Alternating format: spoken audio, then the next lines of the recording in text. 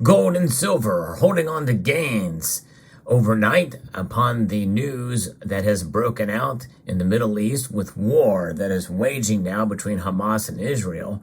Now there is real fear that it could spread. And something like this is not necessarily new. We do see this kind of uncertainty play out in the markets. But we're seeing it again right now here in real time. And we're going to talk about that in this video as we explore.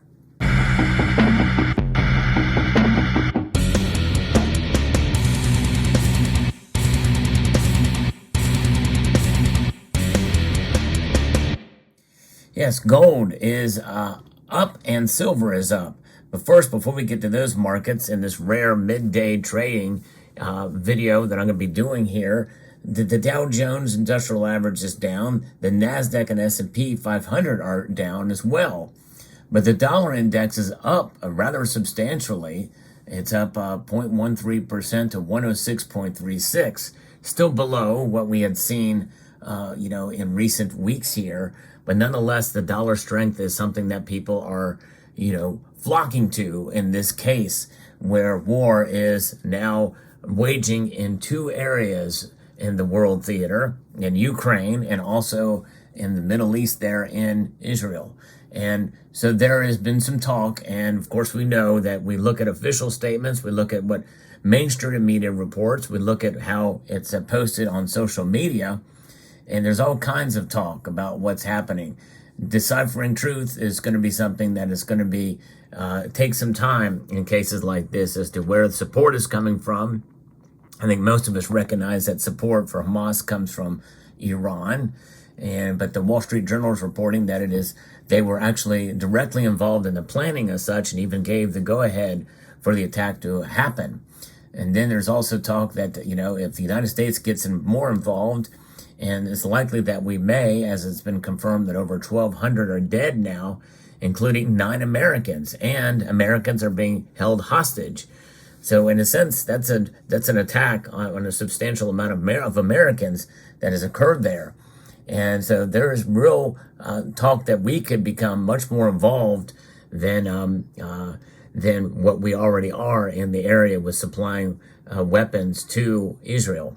And if that does occur, well, that's going to be a backlash that we may see from Russia. Russia has already expressed concern officially over this. And now there is some talk that we've seen that both the foreign minister or the defense minister of Russia said that likely this needs to stop, all violence needs to stop, and he puts a lot of the blame on the United States. The foreign minister Sergei Lavrov is saying this officially, according to what Reuters is reporting. But there's others that have interpreted some of the comments as saying that that if we were to get involved, that Russia would support Palestine. And there's also a video of Vladimir Putin saying the same thing through an interpretation, which means that it could be a misinterpretation, and maybe Putin didn't say that. But the thing is you're going to hear a lot, you're going to see a lot, and we should not just be beholden to confirmation bias. We have to be open-minded to see what's happening and not panic. That's the key here. As we watch gold and silver prices move, well, people are looking for safe haven assets like the dollar is considered as such, and gold and silver. And this is what is lifting up the prices today. How long will it last? I don't know. Maybe once the dust settles, and of course it's going to take quite some time literally on the battlefield, but in terms of the news cycle, we get into grasping the realities of this, gold and silver very well may come back down. And so that is where we're at. It's the unknown. And typically, whenever there's the unknown, we tend to gravitate towards the known entities, such as gold and silver. And yes, believe it or not, the dollar as well, too. Now, we know that the dollar is being manipulated, and we know right now it's also being devalued at a rate of 3.7% year over year right now. This is inflation that is actually picking up steam again, and very well could, as we now are probably going to be pressured into spending more money, not only in the Middle East, but also to continue aid for Ukraine. And a lot of that money to Ukraine lacks accountability, and that concerns me. But nonetheless, all this money that's being printed and sent over is affecting our deficit spending. It's affecting our national debt, which is increasing at an alarming rate. But it doesn't alarm the politicians, the powers that be, apparently, because, the dollar is the cleanest of the dirty shirts in a laundry pile. And that is something that they have this hubris in thinking that it can just keep going the way it is. But I think this is one reason why today is somewhat special in the world of the markets. It's a national holiday here in the United States, Columbus Day, but only the bond market is closed. The precious metals markets and the stock markets are open, and they are reacting to this news. And of course, with the unknown entities or unknown actions that could be coming, that uncertainty is certainly driving based off of fear. The prices of these metals. It's times like these where you have to be cautious about pulling the trigger to make a buy, even though the prices have not spiked up that dramatically. Nonetheless, there is sort of a fear factor here, and I think they may be stifled a bit by the strong dollar strengthening up as people are moving to that as well too. So keep in mind, be cautious as we await more news of what's happening and how to interpret that news. But nonetheless, there is a real concern here. Geopolitics does play a huge role, and they are playing front and center role here today, and that's typically what we see.